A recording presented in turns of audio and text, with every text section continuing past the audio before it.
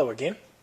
Before we talk about something interesting, I thought I would share that, to my surprise, I have been doing this now for 5 years, as of March, but only 51 videos, which is just plain pitiful. However, I wanted to say thank you very much for everyone who checks in, who comments, and encourages me to keep doing this. It's nice to know that I am not alone, and that includes the 3% of identified women who are my subscribers. Hello, ladies. We need more women in geekery, if only to make me feel like this idiotic passion with vintage computers isn't just a male-dominated psychosis. Anyway, without further ado, today I thought I'd bring you my Sun IPCs and IPX. There is surprisingly little information on these machines, which is kind of odd. The Sun 4 series, some of the Sun 4 series, is sort of an abandoned child in the Sun range. You had Sun 1s, the Sun 2s, the Sun 3s, and then the Sun 4s actually covers a huge range of machines. And the Sun 4 is actually the architecture name, and so you have the Sun 4, like my Sun 4470s, which someday I'll show you, but the controller to the N-Cube is 4470. Then you have the Sun 4C, which includes these, the Sun 4M, and then the Sun 4U, and U is Ultra. And examples of Sun 4U is, well, anything that's got a spark in it is a Sun 4U, which is kind of crazy, but anyway. So, the Sun 4C, these are the 4/40 and the 4/60, and I don't remember what the 450 is, but anyway. And so Sun 4, the first designation, and then the model number comes afterwards. And the processor in the IPC is date coded as 1990. And I believe that they probably went out of line maybe 92 with the IPX. The IPC came first, the IPX came after. The IPC is, well, both machines are in this wonderful lunchbox style case. They have one floppy disk, they have an internal 3.5-inch bay, and then a number of ports on the back. Power in and out, so you can daisy chain your monitor off it, and the cases are strong enough that you can stick your 20-inch SODI GDM monitor on top of it. You've got external SCSI, you have 10BT AUI Ethernet, you have serial, and there's 2 serials, although they're these crazy DIN 8s that Sun and Apple like, so you need a breakout board. You have keyboard mouse, another DIN 8, and then audio in and out, another DIN 8, and then our 13W3 video.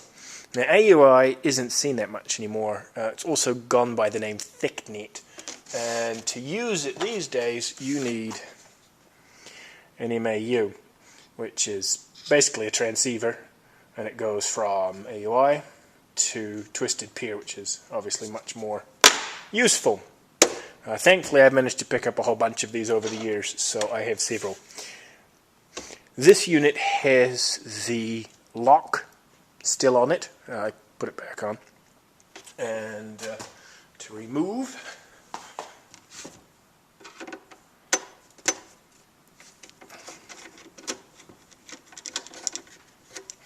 so the idea is that you run your cable through the locking mechanism, and on the inside of this is a bar which joins the upper and lower halves of the clamshell, so you cannot open it while it's there.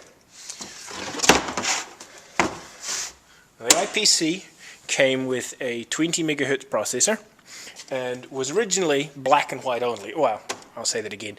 On board, it only has black and white. Slide this out of the way. But each unit had 2 S-bus slots, and so you can see here this unit has a second frame buffer, and in the case of this one it's a CG3, which is a color frame buffer, which is kind of nice. Now if we crack open the unit, there are latches on either side. I find it's easiest to do it top down.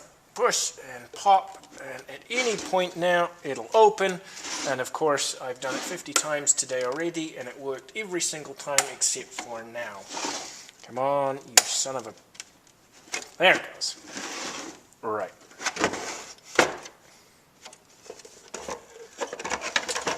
see they're joined by the power supply cable. We have the floppy disk, and this is just a regular old floppy drive. It's not a SCSI floppy drive. This is the bay where the 3.5-inch hard disk would be. Usually there's a SCSI cable that connects the two. If I flip it on its side so we can see inside of it, we have the YTEC 20 MHz processor, full stacked RAM, the honker, and then we've got our S-Bus slots here. There's not too much to tell really, it's not that exciting. I tell you what is missing though, and if I flip open the IPX you'll be able to see, which I didn't notice at first, and boy she makes a difference, is on the inside of every Sun is a NVRAM module, non-volatile RAM, and it contains amongst other things all of the monitor settings, the PROM settings, and it has what's called the ID PROM, which is a chunk of RAM that tells the machine what type it is, and also the host ID, which includes the type and identifies the machine itself, and the MAC address. And so without a working ID PROM, lots of things don't work quite right. Now you can boot them off disk, but you can no longer boot them off Ethernet, which took me a real while to figure out because I was trying to net boot my IPCs, and there is a way that once you bring the machine up into monitor you can force the ID PROM to a different setting, and it wouldn't stick, and it wouldn't stick, and it wouldn't stick. And the ID PROMs, and this is the ID PROM and the IPX here, they die eventually. They have an internal battery in them, and eventually the battery croaks, and so it stops retaining information. Now if the machines are powered up regularly they continue to recharge the battery and things are good. Eventually even then it dies. These things haven't been powered up in at least 10 or 15 years, so the internal batteries are gone, the NVRAM's all shot. And where was I? Oh yes, so I'm fighting with the IPC, and I'm fighting, and I cannot get it to retain any information. When it's powered on, even if the battery's shot, when it's powered on, the juice from the power supply is given RAM power. So, of course, it'll work like a regular RAM module. It's just that when you turn it off, it'll no longer retain information. And I could not see it, the host ID and the MAC address. I could not see it. And to be able to boot from the Ethernet module, obviously you need a MAC address. And it was driving me crazy because I was sure I had the right set of commands for the open boot monitor until somebody suggested I crack it open and look at it a little bit clearly. And I noticed this rather large empty socket here and a total lack of a yellow ID PROM NVRAM module. Sure enough, some buggers skanked the NVRAMs from these things. So no NVRAM, no way to set it. Anyways, I picked up this IPX first, and I knew it worked because you can see it actually has a disk in here. And when I would plug it in, I could hear the disk spin up, and I could hear it chattering as the OS booted. Problem was, at the time, I didn't have a monitor or keyboard. In fact, kind of an odd story. I accidentally bought this back in 2001, and my wife and I had just got married, and I was just moved to the US, and we were living in university student housing and basically a shoebox.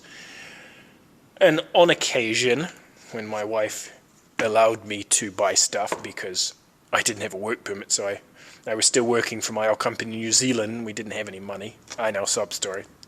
Everybody's gone through this. You know what I'm talking about. Well, at least anybody over the age of 18 does. Anyway, I used to buy stuff on eBay on occasion to fiddle with, to keep me entertained during the day. And one day, this IPX shows up. Now, the problem is I have no recollection of buying it. I went through all my email. I couldn't find any bidding notices from eBay. I couldn't find a "you've won" notice from eBay. And I sure as hell couldn't find anything saying that I had paid for it through PayPal.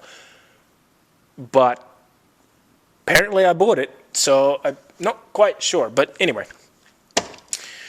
So I knew it worked, but I didn't have any peripherals to connect it to actually see what it was doing. And about 3 weeks ago, I realized, as I was cleaning up, that it was there, and I now had Sun monitor and Sun keyboard. So I have a whole bunch of keyboards, in fact. I could finally see what this thing does. And so I plugged it in, and lo and behold, up comes the monitor, it boots to the disk, and SunOS 4.1.1 comes up, and I'm getting really excited. And it's doing the disk churn, and it is doing a FSCK, a disk check, because of course I've hard powered it off all of those times 10 years prior, 12 years prior, that I couldn't see what I was doing, so I just flipped the switch off. And it says, need to reboot after completing disk check. And so it cycled itself and it came back up. And as the prom monitor is resetting the RAM, all of a sudden I hear an almighty cluck. The unmistakable sound of the hard disk head slamming up against its bump stops in its home position. And it never comes back out. So I shut it off and I left it overnight. And the next day I came in and I powered it on. And I heard the hard disk spin up. And I hear the heads engage, and they're chattering across the disk as they're initializing, and I think maybe it was a one-time thing. And it goes through the RAM check, and then it starts initializing the RAM, and it's just about to initiate the boot sequence, and clack!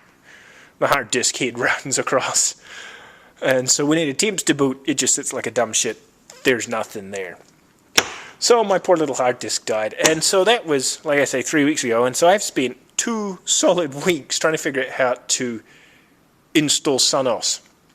And I actually have SunOS boot media, but I couldn't figure out how to install on a disk. Now I'm going to show you what I ended up coming up with. So here we have a mess. I've got my Sun keyboard and the monitors here. I've got the external power supply here. I have a SCSI CD-ROM drive. This is a 512 byte sector CD-ROM drive. Most CD-ROM drives are, I think, 256 bytes, so they don't actually work on Sun, so this is important. I have a 3.5 inch SCSI disc here, one of the only ones that I could find. And then a big long SCSI cable. And this is how this all works together. We take our IPC and we hook up our SCSI cable. Now, you'll see that this actually has power on it, but it's only got one module. The floppy disk cable goes in here. Of course, it's a 3.5 inch floppy disk power cable, so it's no good to me. So I can't use the power from this, and obviously it's so short it's not going anywhere. So we plug our SCSI cable in like so.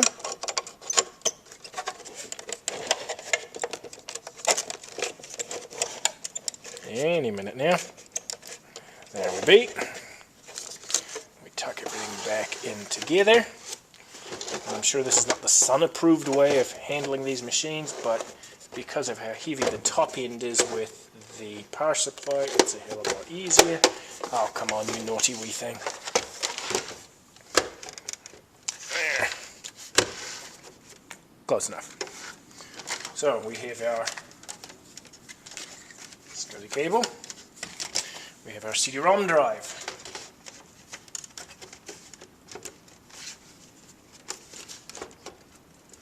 There. First, we'll plug in our CD-ROM drive, and then our external hard disk.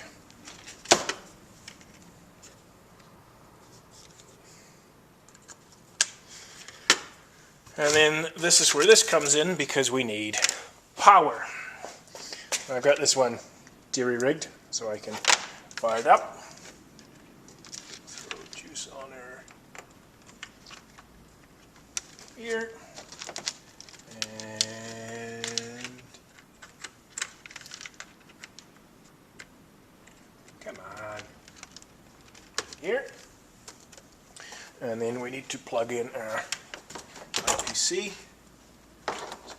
keyboard, we have video, and I know you can't see it, but use your imagination, and we have juice. So first, power on our drives, power on our IPC, and I've already got the monitor running. Should get green light. There it goes. Now, as I was hunting for hard disks, the only one, like I said, that I could find was this little Quantum thing. And I'm not a major fan of Quantum disks, but I have a bunch of SCA SCSIs, don't do me any good. I have a bunch of wide SCSIs, don't do me any good. And as I was muttering and fighting with this quantum, I had an epiphany. I have a RAID array that I got from a friend years ago that the LSI controllers have gone. And so I popped it open, and sure enough, it's full of 3.5-inch half-height SCSI Barracudas, which are certainly period. And I have 20 of them, so now I have plenty of hard disks for this. So we see our sun come up, we have a beautiful color, and you'll see Ethernet address, host ID is FFs. The NVRAM modulus is shot. Now, because I'm booting off the hard disk, or the CD-ROM drive, I'm actually okay. I don't need this to be correct. It's smart enough to pull the machine ID from the main board, but this would certainly stop it from net booting. We have our bus list here. So the 00 gives DMA. I think this is sound. That's SCSI controller. LE is the Ethernet. Nothing on this bus, not this bus. And then the CG6 is the frame buffer that's on board. You'll see here it tries to boot off the Ethernet, LE0, Lance Ethernet, by default. Because it's got no NVRAM, it doesn't know what to do. So if we do a new, we can see what the ID prom looks like. Pile of nothing. We can also see what the SCSI bus has on it. So it should show the quantum disk and the CD-ROM drive. So there's our quantum, there's our CD-ROM drive. And if we wanted to boot off the CD-ROM, it's that easy. Now, I have completed a SunOS install with this, so I'm not actually going to do that. So we're going to do this. Now, I'm not sure if it's going to be smart enough to figure out that it should be booting off the external disk, so we'll see. Nope, that is a negatory Ghost Rider. So we're clearly going to have to be more specific. So we're addressing 2, 3. Oh, and there goes the dehumidifier. We're addressing the S-bus. This is the address of the SCSI controller, and then SCSI disk 00, and this is device 0 and LUN 0 if memory serves. So maybe it's definitely device 0, might be partition 0. Anyway, that'll hit our target unit. There we go. Our quantum disk. And up will come SunOS.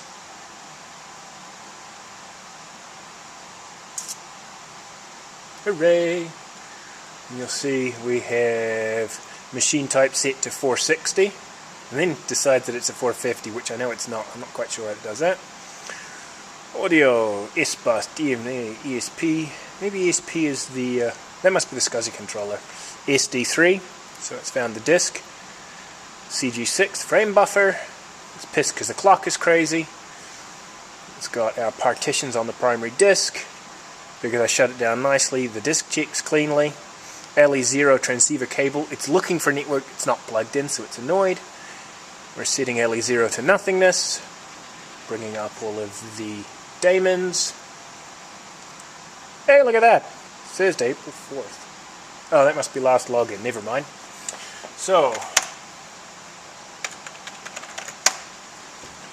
SunOS 4.1.4, that's what I had. Starting open Windows.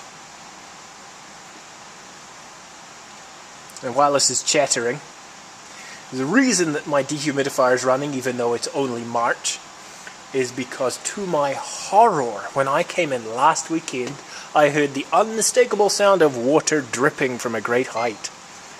And I have, on the top of this building, there is a vent cap that runs the whole length of the building.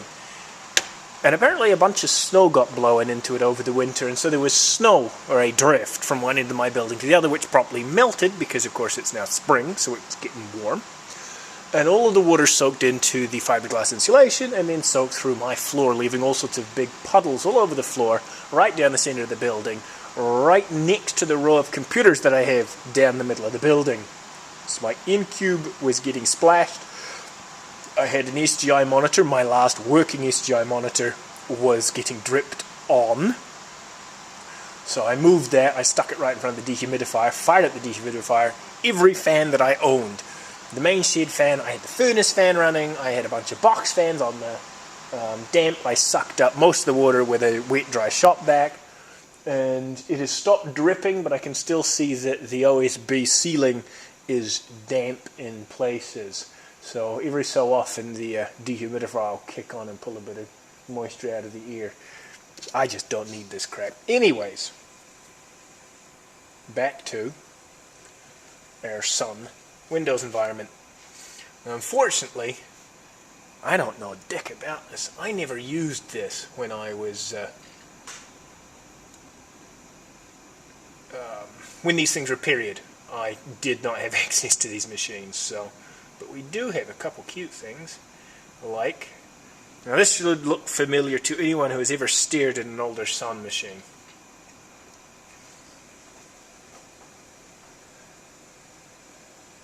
Now I used to see this, wasn't my machine, on a friend's desktop at their work. And I thought this was the coolest damn thing that I had ever seen. I wonder if it'll resize. Oh, it does! Oh, that's cool. Okay. I know. So, I'm not quite sure what I'll do next. I'd really like to pry out the internal disk in this machine and see if I can get anything off it. If by plugging into a Linux machine and doing a hot swap in, maybe I can get the disk doing something, the head chattering before it's idle and the head slams into the bump stops. When it came up the first time, no, I lied, the second time, actually, that's what happened. So the first time it did the disk check, second time it came up and it sat at an NIS prompt. NIS was a username and network sharing protocol, and it was popular in the old days. These days nobody uses it anymore, but these machines, when they're set up to be an NIS client, because they're expecting the user database to come from NIS, even though usually they work off a local one, they sit and they won't go anywhere if they can't find the NIS server. It's also called Yellow Pages before it was called NIS anyway. So it never comes up. Some of them will time out eventually. This one wouldn't. What was interesting was that it was trying to get NIS from, I'm going to remember it wrong, but it was mac.fad.sony.com. So apparently this Sun used to belong to Sony. And although it is beneath me to go trolling through another company's private files, I'd be kind of interested to see what they had. Anyway, so might be interesting to see if there's anything useful on the, well, useful. You know what I mean. Sony, I have nothing but the utmost respect for you. PlayStation rocks. Not that I own one, but anyway. So I'll give that a try. But what I'll probably end up doing is trying to install on the Seagate Barracudas that I got from the RAID array, which is, come on. There's nothing quite like firing up an old machine and listening to the unmistakable whine of the bearings on a 7200 RPM Barracuda. These were the bad boys. They were fast, they were mean, and they made a lot of them, Seagate did. But they have this unique sound, this unique whine. And I tell you what, I'll shut things down. I'll even let you listen to it maybe. If I can remember how to shut the damn thing down. No, I have to do it from here, I think. Crap, I got to do it from root too. Exit. Anyway, many moons ago, I had a SGI ND. Well, it's the ND I tried to show you the other day that the power supply finally flaked out of. And I actually used it for a while as a internet chat bot. I wrote my own. Oh shit! Shut down. Whoa! Oh yes, shut down. Now, wouldn't it be nice if the Sun talked to the Sun keyboard and actually mapped it out right? Shut down now. Hey! All right. So I used to use this for this internet chatbot that I had written. I won't call it artificial intelligence because that it wasn't. It used to use Markov chains probability, but it had a pair of barracudas, and that was just because that was all I had at the time. When the bearings started going, which they inevitably do, you could hear it, and I'm not making this up, from outside. The high-pitched squeal was so unbelievably noisy. There we go. You see we're back to our open boot prompt here. So, I guess I have both fond and not so fond memories of the barracudas. Let's shut the IPX down. And we'll come over here. My disk is still spinning, as you recall. It's on external power. I am going to shut it down politely. Ooh! And I just touched my fingers across these contacts and got just a little tingle. Yowza! That's what I need to do. Fry myself today. Perfect. Just perfect. Come on.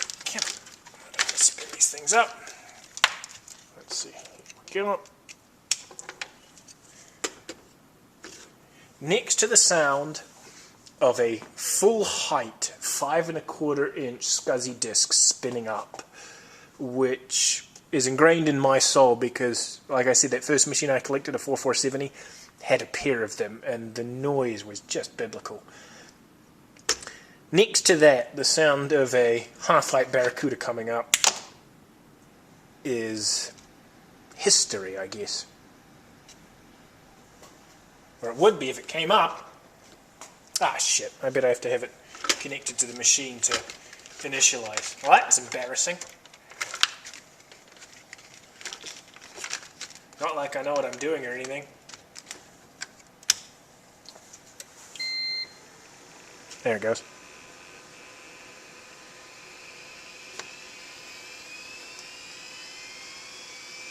Wait for it! Wait for it! Whoop. Whoa. Dear God in heaven, I am sad. I am reminiscing about the sounds of hard disks. Holy cow! Save me now. Alright, thank you very much for watching. You guys rock. Sun IPCs and IPXs. And I will try and bring you more Sun 4 stuff because I actually have quite a lot of it. So, anyways. Take care, everybody. Thanks for posting. Thanks for watching. Have a good one.